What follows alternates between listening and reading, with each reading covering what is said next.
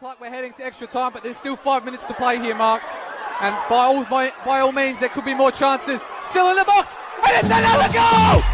And it's Andre Cole, the hero for Croydon! We thought it was over, but it's not over, and Croydon look like they're going to go all the way to the win! We can't say that now! Here goes Yuki Sasaki into the area, Penagaris, Chrissy Penagaris! Adelaide Comets have taken the lead! Falcon there, but it leaves Owen Windsor! And a third for MetroStars. Here's Emma Ryan. She's not one of them because she's from Darwin. The shot from DeCola. Oh! Lily DeCola scores in the cup final again and wins it for West Adelaide. As the ball cuts back here to Odenwalder. And James Odenwalder scores. He makes it 2-0 for West Adelaide on the day. I bet he was going to be Travella if he puts one in. He goes himself instead. And it's still Soy Sakani. It's unbelievable, David, as well. And that one is definitely going to be credited to him. Will have to be chased down by Rapawano. He'll put in a cross of his own. Hobbs wasn't able to capture it. It's in! It's not the one that seals up the Atletico promotion. I got the skills to make the girls sing, and the geezers too. Yeah, we're doing this thing.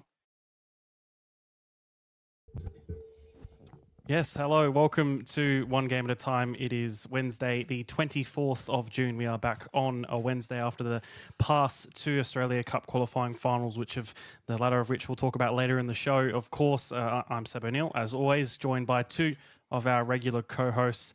And my question for this week, David Grant, I'm going to start with you. Your favourite brass instrument? Musical instrument? Yeah, my favourite brass is the triangle. Brass, was that technically steel?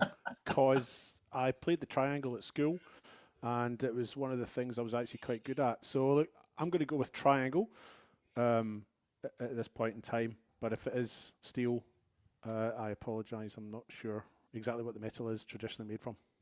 Triangle. That's okay. We'll forgive you if you're wrong. And Mark Talbot, your favourite brass musical instrument? I would have, if I could have played an instrument, it would have been the triangle because I think that's the only one I would have had the ability for. But no, the saxophone. I wish I'd have learned the saxophone. Very, very, very good and sexy choice, might I say too. We'll go for an unsexy man. We'll go through our picks, of course, as always. Should we just start with Alessio, get him out of the way while he's not here? Might as well. We'll get Alessio out of the way. Yep. Sent in a video. He's still over in North America, in Canada. I can't remember which city it is, but he'll tell us. So this is the video he sent us earlier today or last night, one of the two. The time zones confuse me, but this is Alessio. Me again for my pick of the week. This week we're in Toronto for the final week of our trip.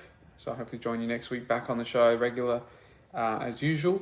But yeah, a couple of things obviously to pick out from the last week since I last had a chat to you guys. Some midweek, some on the weekend as well, and some in the morning, just gone.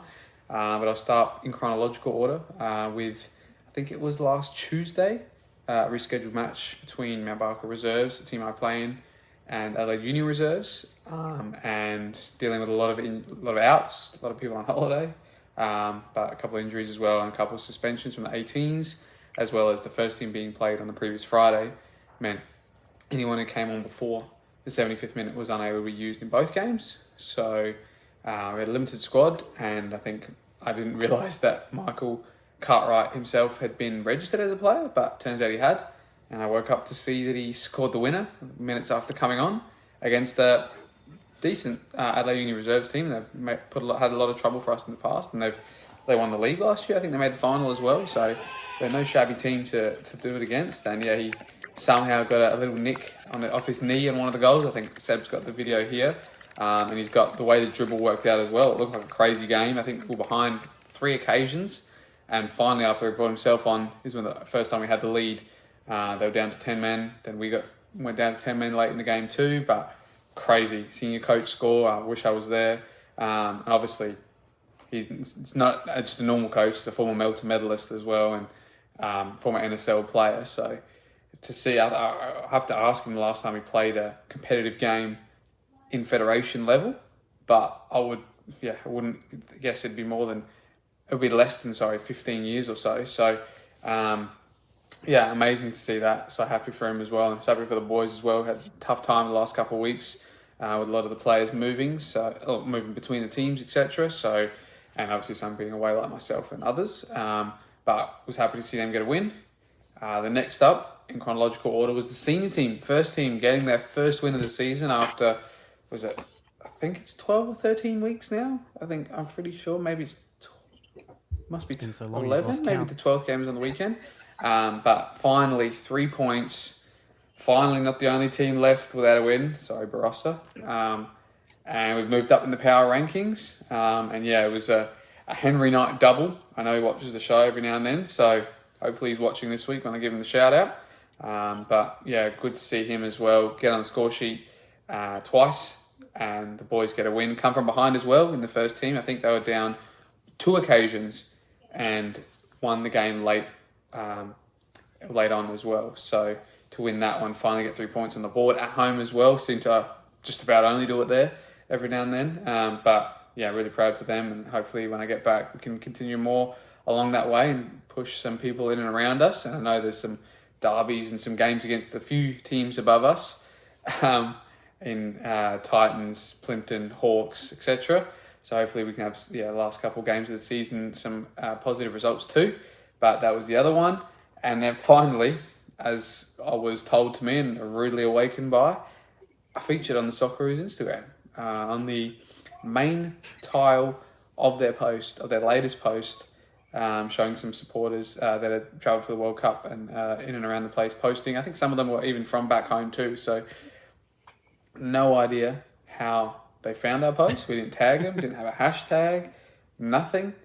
And somehow we were the main tile post, my girlfriend and I. And yeah, I woke up to if you see the comments, you can see them now. There's about 10 comments that were all just adding me or commenting about me. Some people from the club, some people from at the school, some people from family as well. My cousin was in there, and then I woke up and I had about 20 calls missed from him, my parents, from other people on Messenger and Facebook. I had people because it was on there as well. And it was crazy thing to happen, and pretty cool as well. And yeah, it was obviously we had the chat about that last week, my pick of the week, that game being probably the best game I've ever seen. And another one that probably would come close to topping it is the one we saw a couple of days ago, Egypt versus New Zealand. Obviously, no national ties to either of them, but obviously I'm a Liverpool supporter, so I was supporting Mohamed Salah, and both teams coming into it without a World Cup win ever. I was like, hopefully this is not going to end up in a David special 0-0. But fortunately, come back from Egypt and seeing Mohamed Salah, the Egyptian king, score in front of me, get an assist as well. He always gets a goal and an assist, win it for his country, and yeah, it was a great atmosphere as well. Again, in Vancouver Stadium, which is one of the best stadiums I've ever been in. It's it's obviously soccer specific, but it's 50,000. So it's the sound in it's amazing. It's got a roof on it as well. It's got TV screens all around the middle. Yeah, it's fantastic. And obviously, compared to some of the American stadiums, it doesn't have the advertising boards like they would from NFL blocking some of the view from the camera. So it looks great on camera too. But yeah, I won't take up more of your time. Hopefully everything's doing well there as well. The co-hosts are doing well in replacement of me. Hopefully we'll be back next week. And there's a few people are letting me know I might not make it back into the team after the good performances since I've been gone. So hopefully I've got a place in one game at a time, starting 4 when I make it back. But yeah, cheers. We'll have to see about that one, I think. I do enjoy that the 0-0 is still known as the David Special for now, though. That makes me quite pleased, at least for the time being. Yes, I will quickly sort of just go on to a quick thing of the World Cup. Do you know what, David? I'll let you have a quick I'm just wondering, Seb, if the speak. Mark's not been paying his internet bill again, has he? Clearly not. He's very laggy. David, while Mark sorts out his issues, a quick word on Scotland, might as well. For you? On the performances so far, or what's coming up, or last game and coming up. Okay, so look, the last game was a disappointment. Scotland are always a disappointment, though, for me. Look, I don't think we were convincing against Haiti, and I don't think we played football until there was 10 minutes to go in the second game against Morocco. We've got to really beat Brazil, or at the very least get a draw. And this Brazil side aren't the best Brazil side that we've faced. I think we've had Brazil in about 5 World Cups, and this is nowhere near as good as the one that had Socrates and Zico and Jairzinho in the 70s and the 80s and so on. So I don't really fancy our chances, but I'll certainly be up there to watch it with blind hope.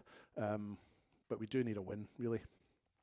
Yeah, absolutely. Certainly for you guys. And Mark, hopefully your issues are now sorted. Yes? hopefully. What were you going to say before the internet interjected? Yeah, sorry about that. I was just going to say, I wonder if the Australian football Insta page used it because they realised Alessio was punching above his weight. So... and then I guess the other thing about the World Cup, Mark, again, very quickly on the Socceroos, we did lose to the US, but a big game against Paraguay on Friday, where hopefully we can at least get second in the group and possibly face, at least as it stands, Iran. Yeah, well, look, they've got to go out and actually attack this game. They've got to go out and actually play for a win this game. I think they didn't play for a win the last game. I think they just went out not to lose, and I think that cost us. But yeah, look, the good thing is at the moment, I think regardless, we're going to go through it. Even if we finish third, we will finish third anyway. But good chance we'll still go through regardless. But it'd be great just to get a positive result going into the next round of 32. And whoever we come up against, it's not going to be easy. But since when have we ever done it the easy way? So. Yeah, absolutely. Very much looking forward to that. During the daytime on a Friday, a nice lunchtime during a work week. I'm sure everybody's going to enjoy that one, and it's going to be a very productive day for everybody. I think I've got a meeting actually at 11 o'clock, which I'm going to have to move. Yeah, quite a long meeting, I'd imagine too. Actually. So, well, I'll see if I can. No, I think I'll have to move that one. And then my other pick is the Australia Cup round of 32 draw was on Monday night. Of course, we have 3 South Australian teams involved in Cumberland, Beergrad, and of course Adelaide United. The draws for the South Australian teams, fascinating stuff.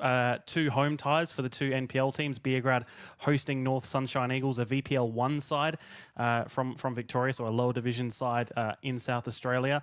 And then also Cumberland United. If you're not going to host an A-League club, Heidelberg are probably the next thing to hosting a side with such prestige. Of course, Australia Cup runners-up. And, of course, they'll be hosting as well against Heidelberg. And then Adelaide United, another great one, South Melbourne, away to South Melbourne at Lakeside Stadium. A repeat of, I believe, their last ever NSL match, South Melbourne, between these two. So very, very exciting. David, for you, on these 3 fixtures, exciting from a South Australian perspective, of course. Yeah, absolutely. I mean, Cumberland, the founder member club of the NSL back in 1977. They are fourth in the NPL Victoria ladder, so obviously a very strong side, managed by former South Melbourne player John Anastasiadis. Anastasiadis. I knew I'd get it right. I don't know if you remember him. He played for South Melbourne and PAOK in Greece as well. I did look them up actually at the time. They haven't updated their about page on their website since 2017, so there's not a lot of recent information on their website. But a big draw for Cumberland to have Heidelberg coming over here.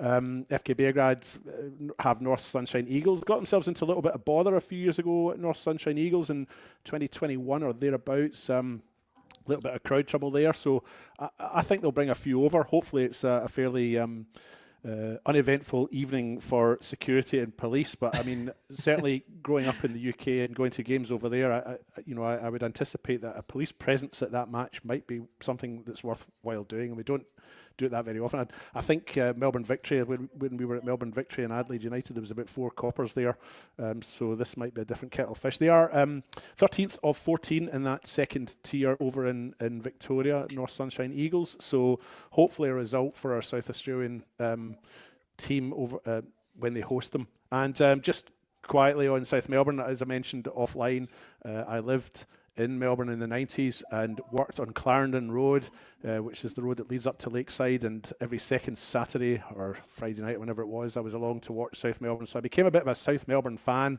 at the time. So I'm actually kind of hoping South Melbourne might get a little result there, and you guys aren't going to like that. But just for your information, that little stadium, Lakeside Stadium, up until 1981 was the home of South Melbourne's football club, now the Sydney Swans. They used to play there up until 1981, so that ground's got a lot of history. They've been playing football and soccer there since the 1860s, so it's a lovely little ground. It's been redeveloped since the 1860s, of course, but looking forward to that and see how they go. But I like an underdog, so I hope South Melbourne maybe get a wee result there. Sorry, everybody. And Mark as well, the good thing, at least from my current understanding for our South Australian teams, is I think before, even with the 4 teams that were in the qualifying finals, they weren't too sure on what the requirements for actually being able to host a home match at their own ground was. But from my understanding, it's a lighting thing more than anything. And as long as they can get that up to scratch, they will be able to host at Frank Mitchell Park. And also Ladyborough Stadium from memory. I haven't been there, but I'm trying to remember the name of it. It is Ladyborough. Which is really good to see because we've had the likes of Mulberry Jets a few years ago had to play their games at Service FM. Yeah, it'd be great fun to be able to play it at home. I mean, maybe that's what we need to do. Everyone needs to take a torch and you never know. Climb up the top. It's interesting because most of the lights these days, you can adjust the lux levels on them anyway. So it'll be interesting. I would understand it's probably whether or not that if the lights already have the capability to go. Yeah. I think it's 500 lux is so what they have to be, if they've got the capabilities to get there, then awesome. If not, there's plenty of places here that they can obviously play at, which will create just as good an atmosphere. I'd like them to be honest. I'd like them to see someone like Cumberland, who don't have a lot of space to be able to house a lot of people. For me, like if they could play it somewhere they could house, they would get enough people. But when they play it at their ground, I just think they might lose out a little bit in terms of supporters, because obviously there's not a grandstand or anything like that. There's parking around the pitch, which is great, but also Cumberland would need to get a scaffold as well for broadcast too. Yes, yeah, exactly. So they've got a little bit more work to do, but I mean, like I said, I think they'd get a good crowd if they can host it somewhere where it will allow for a crowd. I just don't think their pitch allows for a big enough crowd that I think they could possibly get for such a big game. Yeah, but nonetheless, still great to have 2 home SA ties, because I think the past few years we've been at least lacking. I think there was a first round a couple of years ago where we had none, or a year where we had none in South Australia. Yeah. So always good to see. And of course, we hope they both go through, as well as Adelaide United, for possibly another home all A-League match, if that's to be the case as well. Mark, for your pick. My pick of the week is the goals of the week that are picked by the Federation. I have to give this young gentleman a shout out, because I think he was very hard done by in the fact that this goal wasn't selected for goal of the week. And when you see it, you'll understand why. This was not put into goal of the week contention. Now, to be able to hit a volley over the shoulder on the turn and keep it under the bar, that's something special, and yet it didn't make goal of the week. So just a shout out to Raf. I think that it should have been at least in contention, if not for me, goal of the week. So just a shout out to Raf there for an absolute exquisite finish. I think if you've made it onto the one game at a time, goal of the week, there's probably no higher honour that you can win anyway, to be honest. So well done, Raf. Yeah, goal of the week. their goal of the week just has music playing in the background. You've got us commenting on it too. Yeah. David, finally to you for your picks. Okay, so I'm going to focus on the women this week, and the community division have got to the semi-finals of their cup competition. So FC Summit beat Flinders United in the Community Cup Division 1, 2, 3 in one semi-final, and Pembroke Old Scholars women defeated Flinders United again in the Division 4, 5, 6? 1, 2, 3. So the final will be between FC Summit and Pembroke Old Scholars in the 1, 2, 3 Cup. I feel like, sorry to interject, I feel like that's a repeat of last year, maybe. I think it is. Yes, I think one of them posted that on their socials as well. So I think those two met in the final last year, and Pembroke won that one. I've been raving about Pembroke Old Scholars women's team for a number of years. They're consistently near the top, if not top, of that tier that is below the Women's State League. I just wish they would open that trap door and allow promotion and relegation between the two. But look, maybe it's a bit unfair of me as well to say that I'm kind of glad that it's two teams with their A grades in the final rather than Flinders United, who would be their third team, their C grade and their D grade, effectively in the old terms, the old money. So that final's been played on the 11th of July. The two semi-finals for Division 4, 5 and 6 were also played. Parafield Gardens 3-0 winners over Handorf, and Pembroke again 3-0 winners over East Adelaide in the 4, 5, 6 Cup. So Pembroke will be playing Parafield Gardens women in that cup. Those games both are played on the 11th of July at Service FM. So check your guides for kickoffs. I think they're early kickoffs. I think one's at 9:30 and the other one maybe 11:30 or so. The next thing I was just going to quickly talk about was the selections for the Junior Matildas June camp. We have 5 young girls, ladies, I'm not sure what the current term is, who have been selected to be part of that squad. So we've got Daisy Drawwater, Alicia Gray, Ruby King, Sophie Tarasenko and Kylie Pridham. You know, as a commentator, I've seen these girls play quite a bit. Ruby King has impressed me. Well, they've all impressed me, but Ruby King's been a real standout. Kylie Pridham we're familiar with as well. So chuffed to bits to see those 5 making that squad. But as a commentator, I wouldn't recognise any of them because I only know them if they're 40 yards away with a number in their back. So it's nice to see their faces. Just a quick word: if you've got that picture of the Ukrainian sports club Lion team from about 2000, there, Seb. Two proud parents in there of the youngsters that are coming through. We've got Stephen Tarasenko, who's the captain of that 2000 USC Lion team at the back. He's the father of Sophie Tarasenko, who's been selected. But at the front there, M. Hadai, complete with one of the longest mullets I've seen in a long time. And this is 2000 as well. This is a good 12 years after the mullet was phased out. But Mike Hadai, current coach at MetroStars and father of Michaela, who's obviously not in this junior camp we're mentioning here, appears there. So you probably can't zoom in, but that is a mullet that goes right down past the shoulder there, the neck and onto the shoulder. It's beautiful. I'll have to chat with him about that. Finally, very quickly, there's been a bit of a commotion online. The club that Alessio is always talking about and always raving about have been receiving some negative feedback for their handling of their score in their league match in women's community competition. They had I'm about to tell them off for not talking, for displaying the score, but I'm going to mention it. They won by about 30 odd goals, and they had a player who was debuting for them who scored 5, and they were congratulating her. But they did it in a very public manner. They listed the score up there, they listed the opponents, and it just I thought it was just a little bit unfair on the opponents. I get Mount Barker's argument that, well, that's the score, we always post the score, and we're congratulating our player and so on. I mean, proportionately, if she scored 5 goals in a 30-0 win, then she's only actually scored 1 of 6 goals, proportionally speaking. So great for her. Well done. Congratulations. I just thought it was a bit unnecessary to put their opponent's team up, and it reminded me a little bit of Croydon 2 years ago. We talked a lot about Croydon in the State League 2 years ago. We willed them to finish the season and see it through, and this team, should I name them? Western Strikers? I've named them. There you go. So Western Strikers, you keep your chins up, keep going. Don't let any of that get to you. For the good of the game, it's important that you keep going.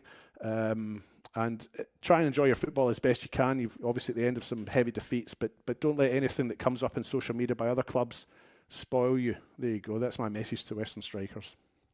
Oh, absolutely. Good place to finish that point on. Up next, what good timing as always, the door. We didn't say whose door it was. Whose door is it? I'll get it tonight. Oh, how gracious! I'll get it. It's a quick. It's not a quick journey, but I'll head over and I'll get the door. Oh, Mark Taylor, It hasn't polite been as my door always. for a while. I could have done it. It hasn't been mine for a while, but Mark was too keen. I was keen to get the door tonight. Who is it, Mark? Tell us. We are joined by a returning guest, Noah McNamara, and club captain of MetroStars, Jackson Walls. Thank you for having us on. Evening, guys. How are you? Very, very good. We appreciate the both of you coming on. Very much appreciated. As always, we've already had John Noah, so I'm not going to ask you this question.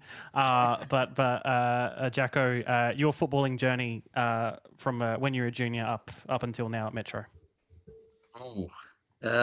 Started at Gawler until under 11s, I think, under 10s, under 11s. Dad was coaching me. Had no idea what he was doing, but he was coaching me, and then moved to Raiders and played there for 10 years or so, and then got a move to Adelaide United, went back to Raiders for a bit, and then at Metro. So I went to Metro when I was 20 years old, so I've been there for 5 years now. So that's it. Yeah. Perfect. Easy. The first thing, although not immediately relevant, but probably something I think would be quite cool to talk about is, at least, Noah, since the last time we've had you on, which was, I think, almost 2 years ago now, you guys had the experience of playing in the championship, the first ever edition of it.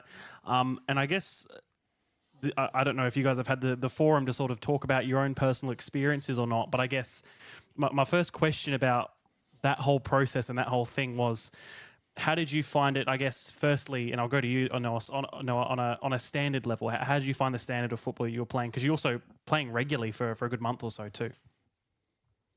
I thoroughly enjoyed it. I think the standard was pretty high. I think you saw when we went to interstate to Sydney and Perth, 1-0 or 1-1 with Apia, 2-1 with Sydney United, and then lost 2-0 away to Bayswater. So we're pretty close games. I think the quality was very good, and just to stack up against interstate teams in general was good to see that South Aussie football is not that far off it. Yeah, absolutely. And then I guess, Jacko, for you, did it make you, especially with all the travelling aspect, having all these sorts of plans in place, getting to the ground, getting buses, was it sort of like you really felt like a proper professional footballer for 2 months? How was that? Yeah, it was incredible. I think it's definitely something that Australian football needed. And to be fair, I think to be the first club in from South Australia and to be in the inaugural Australian Championship was an amazing experience. To travel was obviously difficult to travel, especially the boys still working as well. Like, I think it was obviously difficult, time off work and that sort of stuff, but I think they all loved it. And I think take a little bit of time off work. I think anyone loves a bit of time off work. So, it was amazing. To be able to travel, it was obviously difficult. I think most of the boys probably haven't done it much in the past, and it was a new experience for most of the boys. But I think in the end, I think they organised it really well. It was seamless, and there was no hassle in having to travel. Yeah, it's really good to hear again. It was the first ever edition of it, and I think for a lot of people from the outside, not knowing what to expect was certainly an interesting thing. But at least from a viewer's perspective, it seemed to go smoothly and very well. I guess sort of as you mentioned, you headed to those interstate teams. Noah, what are things that I guess we could take away here in terms of a footballing aspect, a ground, a venue aspect that perhaps we could do here that you think? Good question, Seb. Footballing aspect.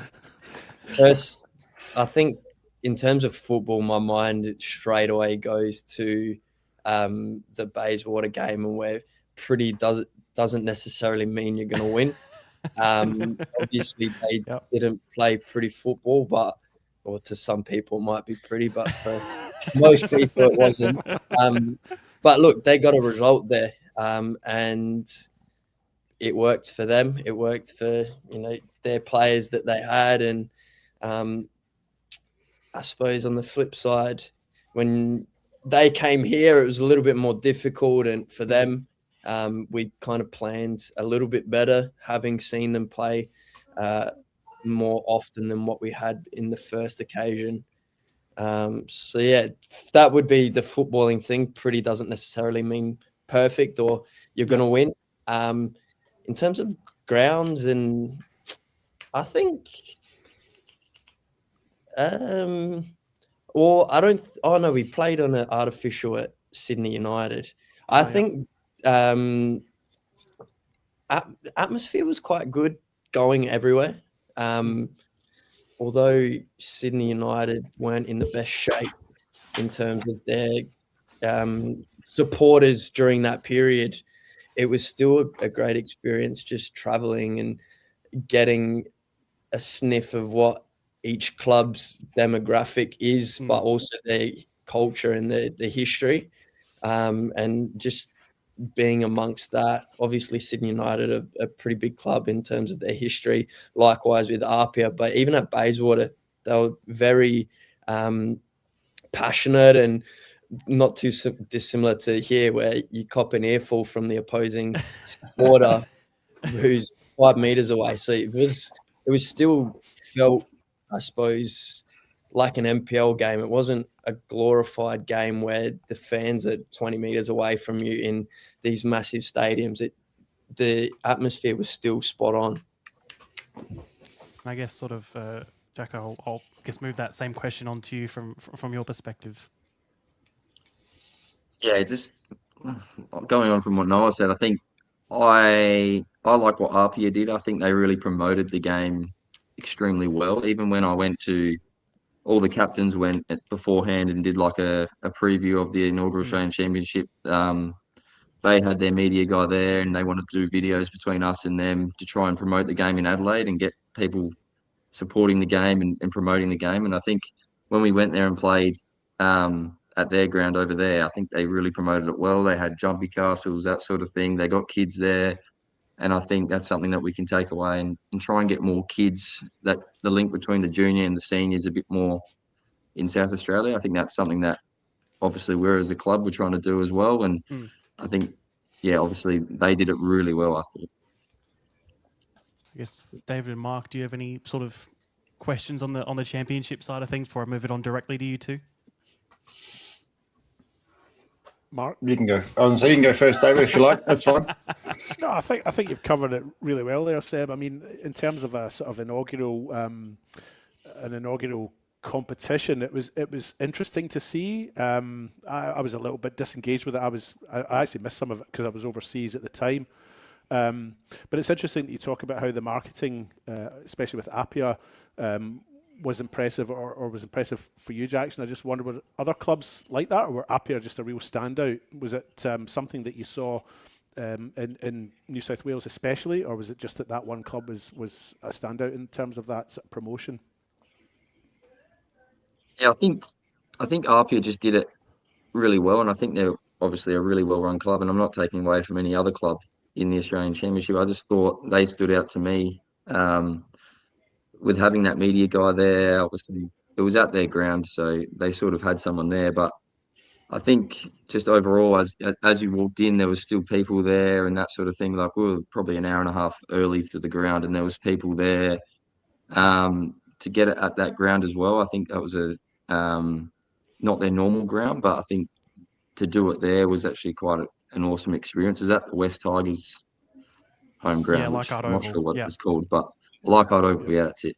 And I think they used to play there or something back in the day. I think they have a connection with West Tigers. So, yeah, I think that ground was actually quite surreal to being there. It was like the pitch was awesome. There was like those trees and then like the grandstand there. And then they had like the hill, like Adelaide Oval around one side, which was like, yeah, it felt really like old school, but still new. Like it was something different. So I enjoyed it. So off the field of play, obviously we saw what was on our screens, but off the field of play, you obviously socialised with your opponents in the same way that you would in an NPL game here. How did you find the other players? Were they? You don't have to name names or clubs or anything like that, but generally Well, speaking, you can name names. but I wouldn't dream of putting you on the spot. But I just wondered, was there a sense of ego amongst clubs and players, or was everybody kind of quite humbled by it and everybody sort of got on, or what was the feeling like off the pitch?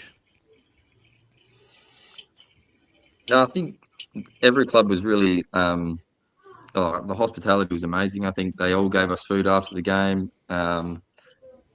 Bayswater was a real, like everyone was in there. There was a lot of people there, and then Apia they sort of took us back to their like hotel or something like that, and it was this big show, and it was quite good as well. And then Sydney United as well. So I think like there was no like obviously you're confident in your own ability, but I don't think there was much ego.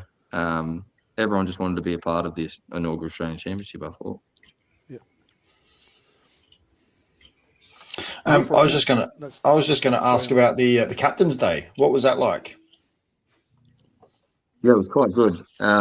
Quite humbling, to be honest, to be with those people and like some of the names that were there. I think it was, yeah, like I said, quite humbling. And yeah, it was sort of surreal, to be honest. Like you looked around in some of those storied clubs, and to have our badge there next to them, I think to put our club on the national stage, that's what we all strive to do. And I think for me as well, just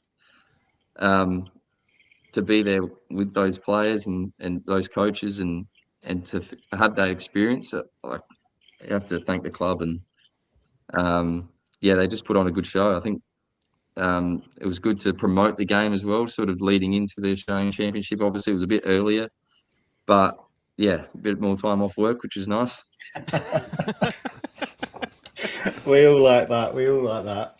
I'm going to move on. Seb, do you want me to continue to carry on with my next question? All right, I'm going to jump to Noah for this one because it's a little bit of something I've noticed this year, and it's quite relevant now as well. Actually, I noticed throughout this season the ever-changing hairstyle of Noah McNamara. Last year it was quite short. This year it went long-ish. It went almost like a Declan Rice length of longness. And now you've gone back to this short look, and it kind of makes me think: were you starting to think players might think, oh, I'm not as hard as what I used to be with the short hair? You went long, so you've gone, no, I'm going back to the short hair. Like, what's the reasoning behind this, Noah? And you got to remember, I don't have any hair, so I notice things like this. To be honest, the longer look around the Wolsey length is starting to slowly make its way back into fashion. So I tried to give that a go off the back of last year into the championship, and then obviously over preseason as well. And then I think it just got a little bit too long. It got to a point where I needed a headband, and then it wasn't quite sitting right. I was fluffing around with it, and I was like, nah, stuff this. I'm going back to a buzz cut because I don't need to worry about this stuff when I got balls coming over and worrying about strikers taking me on and whatnot. So, yeah, I buzzed it off, and I would like to maybe try it again, but Yeah. we'll have to keep up the maintenance at some point. Make sure I go to the barber more often than what I was. I know a few good barbers, so we can point you in the right direction. So don't worry about that. There's plenty amongst the football community. Yeah. Admittedly, I wouldn't recommend as much as he's a good lad. I wouldn't recommend going to Ethan Harrington. Have you seen his hair lately? I don't know what he's doing, but he's a top lad. But I have to question him. He's had it in braids and everything this year. That's what I mean. Yeah. But and moving on, something a little bit more serious. This is aimed at both of you. Start of the year, pre-season and the off season, and then obviously leading into the start of the season. Results probably don't show it. You've only lost 2 games all year, but one in the first sort of 14 rounds. However, there was a little uncertainty at the start of the season with coaches. From the outside, from what we were seeing, it looked like it could have a real negative impact on the club and on the players. It didn't turn out that way, but how was it in that inner circle? What was it like for you guys with what happened over the off season or pre-season and start of the year? Okay, screw. On. Nah. To be fair, I don't think there was much. Obviously, coaching change, but I don't think there was much negativity around the club. I think the boys responded well to the coaching change, and I think you just got to stay professional. I think that coaching change happens in football, and sometimes you're not expecting it, but it happens, and then you just got to deal with it. And I think we have a good change room, and like all the leaders in the change room kept the boys together, and then obviously VD came in, and we started the year quite well. Obviously, yeah, losing the game. I'm not sure when round it was, 2. Round 3 or 4. I think. Yeah, round 3. 2? Sorry, Oh, round 2. Round 2 to play for. That's what I'm saying. You only lost one game. Yeah. You've Remind only him lost exactly one game in which the one it was, Mark. Yeah, but one loss in 14 is bloody impressive. Yeah. Tell you what, every team would have liked to have taken that. Yeah, that's what I mean. I think we've just got a good change room, and the boys in that change room are professional. They're all good mates. I feel like everyone talks to everyone. There's no sit on the table when you're having food or whatever after a game. There's no sitting with certain players or whatever. I think we all just chat to each other. I think it's a great change room, and it's a pleasure to lead them, to be honest. And funny enough, you talked about obviously the move from Danny to Van Dommel. You mentioned it was a pretty seamless changeover, but Adam's been there for a long time. He knows the club. You talked about the leaders in your team. Who are those players that helped you along that to keep those players together? And what's it been like with having some club legends back amongst the coaching staff as well, to be able to help in the likes of Scotty Tunbridge, and obviously one of the biggest legends the club has in Robbo. I mean, the most valuable player, the best and fairest trophy is named after him. Having him involved as well, and then you've got a person like Kata bringing the reserves through, who obviously at the start was helping Van Dommel a little bit as well. Sorry. Yeah.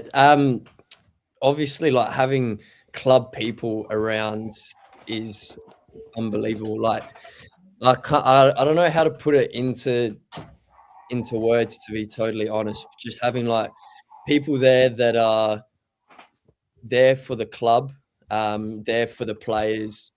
Not saying that, who we had weren't, but they've got a bit of a connection to the club. Like Robbo, VD, Scotty, everyone's been where we are in terms of a career at Metro. So just having like a little bit of stability around that, and knowing that people are like who is there have been where we are, was probably the best thing to have coming out of when there was a change to be made, or when that decision was made. It was the perfect segue into the season to have just people that care about the club come in and steer the ship, if that makes sense.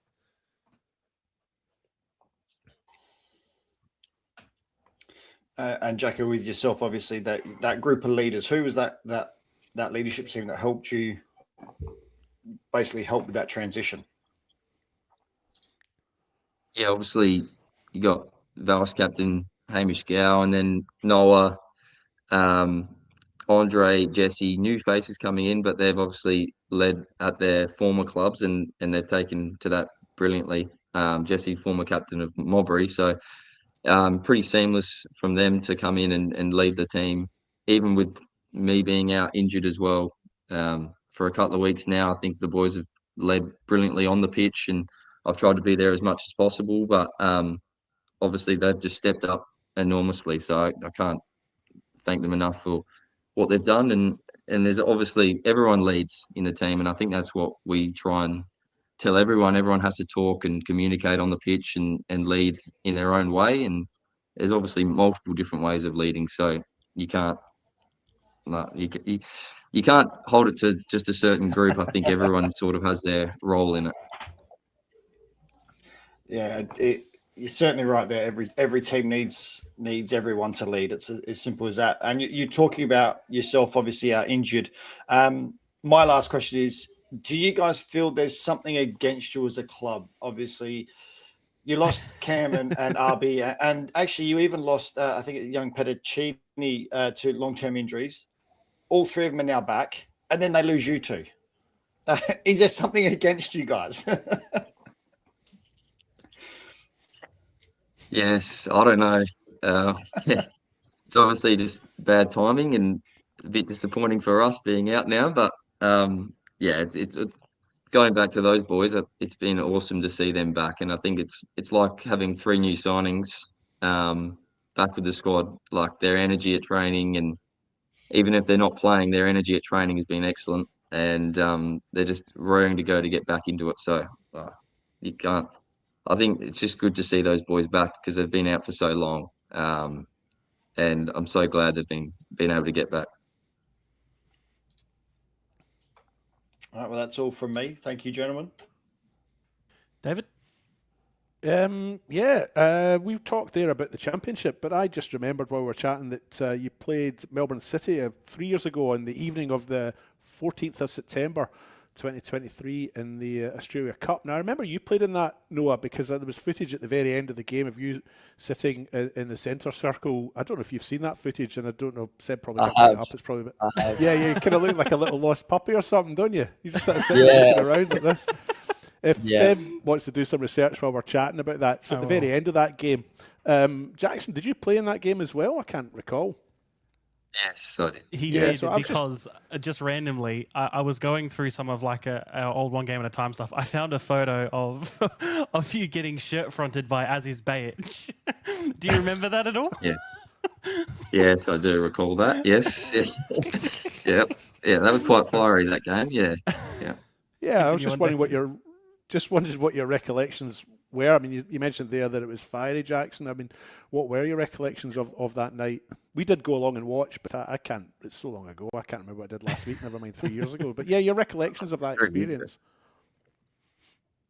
I think for me, for the club to be able to put it on and the grandstands they have to do, and obviously the lights, and to get it at TK Shutter was amazing. I think for us, I think that made us like the jump from like to going somewhere else. Like we're talking about maybe playing somewhere else in the Australia Cup for Beergrad or Cumberland.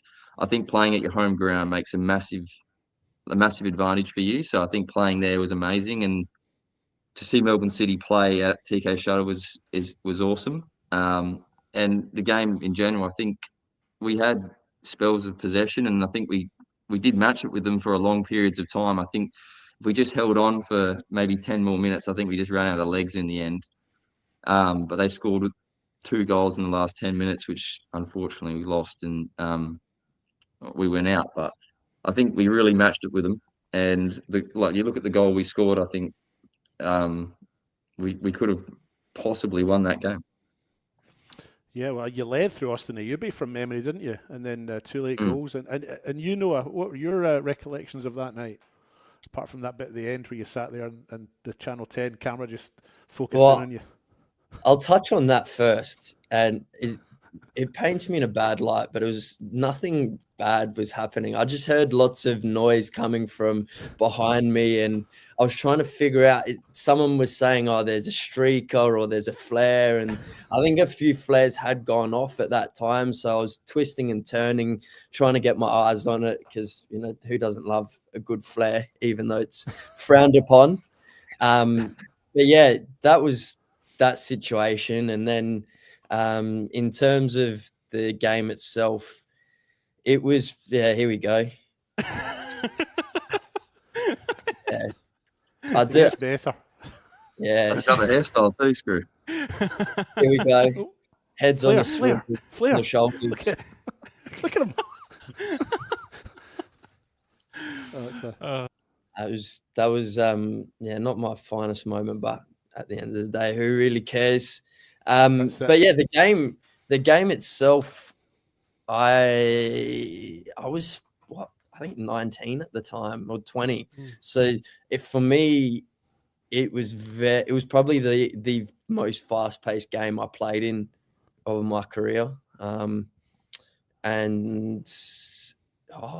going into it, that's right. Going into it, there's all these talks about Jamie McLaren playing or not playing, playing or not playing, and I was pretty keen to play against him, just being the name that he is. He didn't play, along with a few others. I think they had a few resting because it was I can't remember the exact reason, but yeah, it was a great battle, great game to be a part of, and yeah, just wish we could hold on to that 1-0 lead. But at the end of the day, it wasn't meant to be. No, as you mentioned before, I think you matched them certainly in periods of the game as far as I can recall. And that, as is BH, I mean, he's only played 7 minutes more than you guys in a World Cup this year. So it's only, you're on a level there. It's only 7 more minutes. He's not that much better than you. Anyway, that was all I had said. But I do have my. Well, sorry to interject. I did have one more thing. Sorry, just because you brought up Noah being on TV in his TV moments. You and me, Noah, we shared one. Unfortunately, for my case, in the home match against Apia. Yes. I interviewed you at halftime. Yes. And I was lucky that I interviewed you because I told you to tell the rest of the team. And I remember after the game, he went, "Oh, I didn't actually tell anybody else. Yeah. So thank God you came to me." Yes. But I have the interview clip right at the end of the interview. I just want to clarify, whose fault was it for the very poor handshake between the two of us? Was it my fault for having? I was smart. I switched the mic in my hand, being ready for the handshake, and then just complete wobbly fingers and hands between the two of us meant no real connection. Who's taking the blame with this? Enjoy the second half. You know what? I'll take the blame. That's all right. A few people in my life have said that everything is your fault, good and bad, so I'll take the blame for it. Oh, how good. Well, with that, David. It is time for... David Grant production. Okay, so I don't know if you guys are familiar with this. You probably are, being such big fans of the show. But to conclude with the guests, I have a quick fire quiz. I usually have 10 questions that I ask in 60 seconds, and the guests have to answer as many as they can. Usually there's no right or wrong answer. But I was a bit rushed today. My boss was watching me. I'd been on a training course, and he had his eyes on me when I got back to the course, because I think he felt I was back later than I should have been. So I only got 6 questions tonight, so you should get through them, and some of them do have right or wrong answers. I'll go with Jackson Walls first. So Jackson, I'm just going to ask you 6 questions in a minute. You've got to answer them as quickly and as accurately as you can in the 60 seconds. So you okay with that? Yeah, I'm on. Ready to go. Okay. Seb will start the clock. 3, 2, 1, go. Jackson, can you sum up Noah McNamara in one word? Screw. What team is your second choice after Australia at the World Cup? England. Oh, the correct answer is Scotland there. We'll move on to the next one. How many league goals? How many league goals has Noah scored this season? 2. Well done, correct. How many of the 15 league games this year has Noah missed? 1. It's 2. Round 3 suspended and round 15 injured. Question 5. How many players called Noah started your league game versus Para Hills Knights in round 5? How many started that game? 1. None. Both of them come off the bench. Finally, question 6. Who is MetroStars' top scorer in the Reserves League? Lachlan Ostrike. Well done, you got that right. Yeah. And just for the record, what's his relation to Cody? I presume there's not two people coincidentally. Brothers, right? Yeah. There you go. I have to note that down. They got a big family, that lot. Have they? Yeah. Prolific breeders. I was going to say, are you talking big as in like up in Brisbane. lots of them, or as in big, like, because Cody's huge? Lots of. There's Cody and Lockie here, and then I reckon there's maybe 2 or 3 plus parents up in Brizzy. Three parents is a bit weird, though, isn't it? Or surely it's 2, right? No, 2 or 3 like siblings plus parents. Okay. Right, to clarify that. Yeah. Sorry about that. I misunderstood you there. Nah, it's all right. I didn't keep account of how many you got right. I was disappointed that you got England for question 2 about the second choice after Australia at the World Cup, but maybe Noel will do better. There's a hint for you. Okay, Seb, are you ready for the second lot? Yes. 3, 2, 1. Noah McNamara, can you sum up Jackson Walls in one word? Captain. Which team is your second choice after Australia at the World Cup? Scotland. Well done, correct. Write that one down. Question 3, how many league goals has Jackson scored this season? None. Correct. How many yellow cards has Jackson Walls got this season in the league? 3? 1 versus Adelaide City in round 4. Question 5, how many players called Jackson started your round 6 game at West Torrens McCullough? 2. Correct, Walls and Fortunato. And question 6, where are MetroStars sitting in the reserves ladder? Second. No. Oh, they're top. Oh, sorry. They're top. I know they're That's undefeated. But I also know that LA United are doing quite well too. So that's where I thought maybe United had them. But no, very good from Catter's boys. He's got them going very well. Certainly has, yes. Yeah, from the glance I had today. Well done, fellas. I'm not sure who won that. We'll have to count up the scores later and announce it later on. But that was good. Well done. Yeah, I'll take the win. What's the as you said there, Jacko, screw what's the meaning behind that that one word to describe Noah was screw? Do we get any insight into that? Yeah, just because I'm tall and skinny like a screwdriver. Yeah. And then some people might say you screws loose too. Multiple meanings. Meanings. That's fair. But you can't. I'm not sure you can qualify for screw loose because you're not a goalkeeper. So you're already up. You're already winner there. So that's okay. I think a few of the boys would beg to differ, but anyway. Too many headers, though. Yeah. Thank you for that, David. Very much appreciated as always. And thank you to the two of you for joining us. Very much appreciated your time. Always good to have guests on and you two. Good fun tonight as well. Of course, good luck for your game this weekend against Para Hills. And yeah, David, Mark, anything else to end up on? Just if you can do me. Oh, go on, David, you go. I was going to say, just hope to see you back from injury fairly soon or relatively soon. You know, we do enjoy watching you guys, and hopefully you're back from your injuries fairly soon. Thank you. Thank you. Yeah, hopefully quick recoveries and whatever I tip for you guys this week, can you make sure it stays that sort of way? That'd be great. I just got to catch Alessio in the tips. So yeah, pass it on to the boys. See how it goes.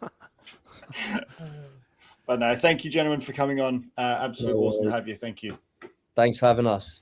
Thank you. No, thank you Thanks, for having guys. us. See ya. Have a good week. Good fun with those two. And yeah, we'll head on to the results for this past weekend, starting in the State League 2. Salisbury Inter with a 3-1 win over Elizabeth Grove. Port Adelaide losing 5-0 to Pontian Eagles. Northern Demons 2-1 over Barossa United. And Elizabeth Downs 3-2 over Modbury Vista. Anglevale and Gula Eagles was postponed, I imagine, due to weather or pitch, something like that. Plimpton losing 8-0 to Noarlunga United. Adelaide Uni losing 2-1 to Western Strikers. Mount Barker, as Alessio mentioned, their first win of the season, 3-2 against Adelaide Titans. And Garn United 3-0 over Seaford. Hills Hawks and Vipers also postponed. Again, I do imagine due to the weather and probably pitch conditions, knowing the Hawks Nest up there as a very muddy place. Funny enough, all Hawks games were postponed because my lad was supposed to play there Sunday, and that was postponed as well. There we go. Sometimes with that ground, it's about preserving the pitch as well. You know, I mean, that pitch actually has quite extensive drainage through it. But sometimes it's about, you know, the water's gone, but let's just preserve the pitch, you know, cancel the weekend. So, yeah, because otherwise I won't get any more games on there. So, yeah, sacrifice one for the many, as they say. So a few games to be caught up, but on the results of the past weekend, Mark, if you want to start us off on a few of those. I was going to say, David, shall I run through like I did last week? Yeah, I mean, look, the only thing we really need to mention really quickly is Mount Barker had a win. Henry Knight with 2 goals and Jake Tattarelli with 2 goals in a 3-2 win over Titans. Those 2 of their goals coming quite late. Titans leading 2-1 for most of the game. Now we've got that Mount Barker. That's the third time we mentioned Mount Barker tonight, isn't it? Between me and Alessio. So we've got that one out of the way. And I still I don't think I have. I think I'm still zeroed. So yeah. But at least we've got that one out of the way. Mark, on you go. All right, let's kick this off. We'll start in the north. Elizabeth Downs, big win over Modbury Vista, as you mentioned there, 3-2. But massive win for Elizabeth Downs, because that now does tighten the top of the table. That top 4 now, 32 points for Pontian Eagles. They are 6 points clear of Salisbury Inter on 26, Modbury Vista 22, Elizabeth Downs on 21. So massive win for Downs to close that gap between 3rd and 4th. Demons getting a win, put them 4 points behind Elizabeth Downs, but it does extend their lead over Anglevale in 6-2 and Port Pirates to 5 points. So starting to see a bit of a gap open with between 4th, 5th, and then sort of 6th. Barossa obviously still one of the couple of teams to not win a game this season yet, along with Para Hills in the NPL and Flinders United in the WNPL. Port copping an absolute hiding, to be honest, on the weekend. Does not do them any favours. Admittedly, Pontians are top of the table, and there is a reason why they're top of the table. They've been outstanding this year, and I don't think, they still haven't lost a game. So flying, just like their Eagles name suggests, they are soaring. On the south, a couple of interesting results. Not interesting, but some surprise. Garn beating Seaford 3-0. I would expect that to be a little bit closer, considering Seaford and Garn are both top of the table, both on 24 points. So it did surprise me that it seemed a fairly one-sided game. Noarlunga, massive win. Now, to be honest, are the form side in the league with 4 wins in the last 5. And they've got a big game coming up against Adelaide Uni. Western Strikers, 3 wins from their last 3 games as well, starting to find some form. They're sitting in 5th on 21 points, but the ladder as it sits at the moment, Garn and Seaford both on 24. Seaford on top on goal difference. Noarlunga in 3rd, Vipers in 4th. Vipers a little bit inconsistent, 3 wins in the last 5, but they were top and they've sort of dropped off a little bit. Western Strikers 5th, and then it's down to Adelaide Uni and Titans. Then a big gap between Adelaide Hills in 8th, and then Plimpton 6th, and Mount Barker catching Plimpton in 10th. And that is your State League 2 North and South Roundup. Whoa. Great work, Mark, our saviour. We'll go on to the WSL. Western Strikers and Cove wasn't postponed; it was abandoned. Because I looked on Dribble and there were team lists on there So I don't know whether that was also a weather thing or a thunder and lightning thing. I'm not too sure, but it was abandoned rather than strictly postponed. Adelaide City, 3-0 winners over Adelaide Jaguars. Modbury Jets, 5-1 versus Elizabeth Grove. South Adelaide, probably a big one to talk about here, David. 2-1 losers to Sturt Lions, but South Adelaide led the match. I should say Lily Barber scored her first goal since joining Sturt Lions. Then South Adelaide equalised before Izzy Barchiesi for Sturt Lions scored a 95th minute winner, again to keep them within touching distance of Adelaide City, who of course they play against each other on Friday in a huge one. Yeah, so I mean, just starting with that South Adelaide game, like you mentioned, Lily Barber scoring her first goal for Sturt, as far as I'm aware, in the 29th minute.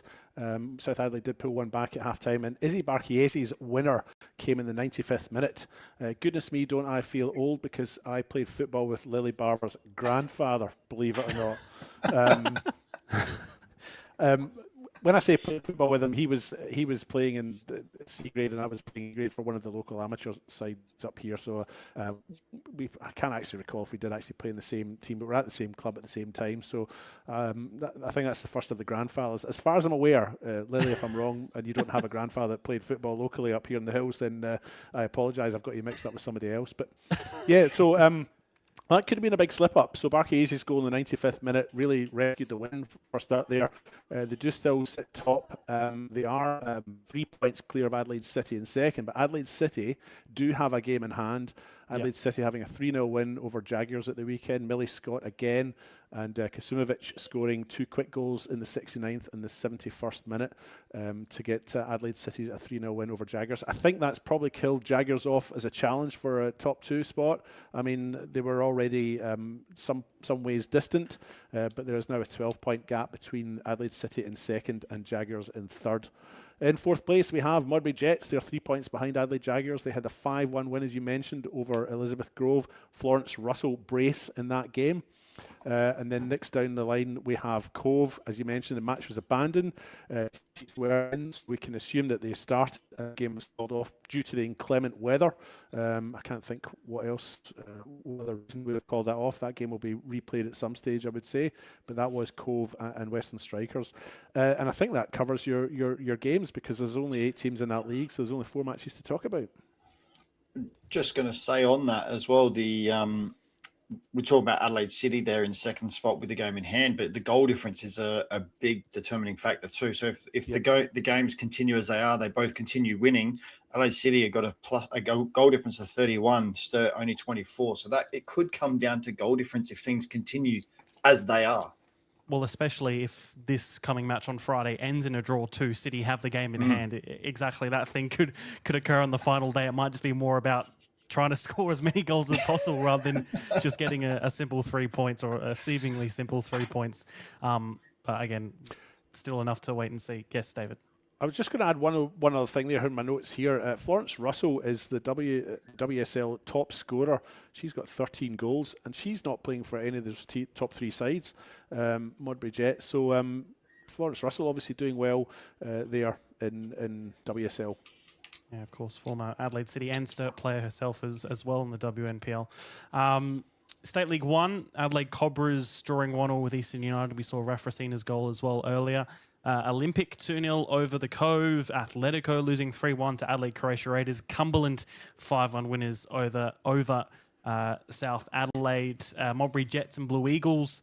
The reverse of a fixture which I think is still yet to be completed. That ended 1-1. And Fulham and Salisbury, a 2-2 draw between those two, marker. Salisbury slowly but surely just starting to get a few more results to try and lift them, which have lifted them on goal difference off the bottom of the table, and now needing to try and chase Eastern. Yeah, I was going to say, it has lifted them off the bottom of the table, that draw. But I think Matt will be gassed. Will probably be a little bit disappointed. They were 2-0 up. Goals through Harrington and 6th and 30th minute. But then I'm going to have to say this, but Luke Fusco, Fulham's saviour, scoring goals again. He scored another 2 in this game too. One from the spot, and then another cross came in and he punished it as well. But he is scoring for fun at the moment. I think he is State League 1 top goal scorer, but he's Yes. pulling Fulham along with him at the moment with his goals. It's not that Fulham are playing bad or anything. I mean, they're sitting third in the league, but without his goals, it would be, I think, a very different story for Fulham. What a finish, But by the way. he's just been in some fantastic form. So Fulham coming away eventually, I feel it effectively stealing a draw from the jaws of a loss there. Like I said, Salisbury will be very disappointed. Modbury Jets, Blue Eagles, 1-1 draw.